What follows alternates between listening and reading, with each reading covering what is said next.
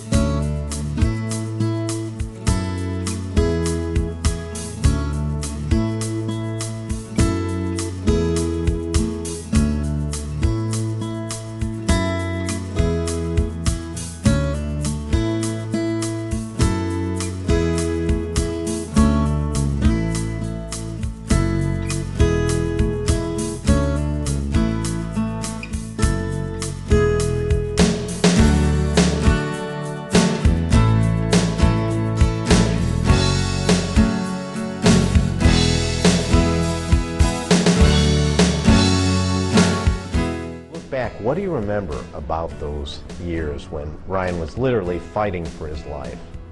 Oh gosh, I think I remember the smile. I mean, he was not bitter or angry at people.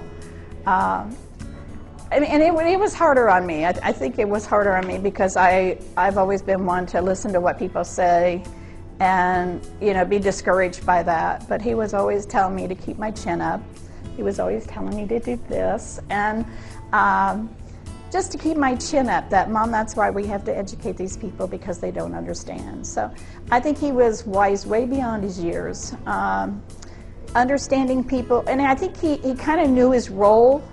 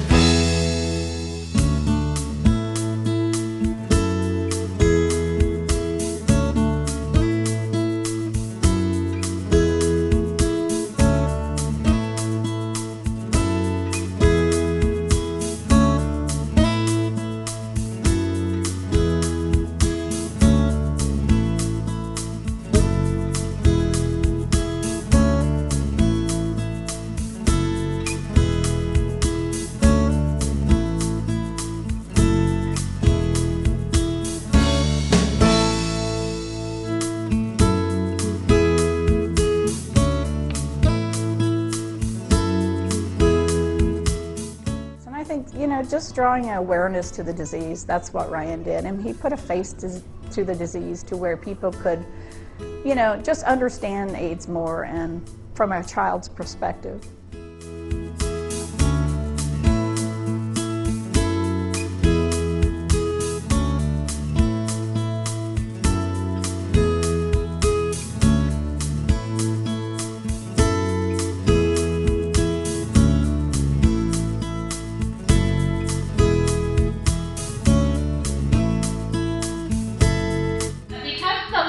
children, I tell you couldn't do a lot of things. Is that she never thought you could.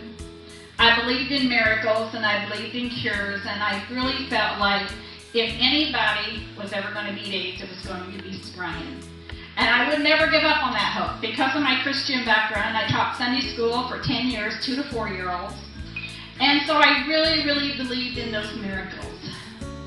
But somehow, we don't get miracles, or do we? Brian was only supposed to live 3 to 6 months. He lived 5.5 years. I'm not so sure a little bit I didn't get a miracle. But we always want more.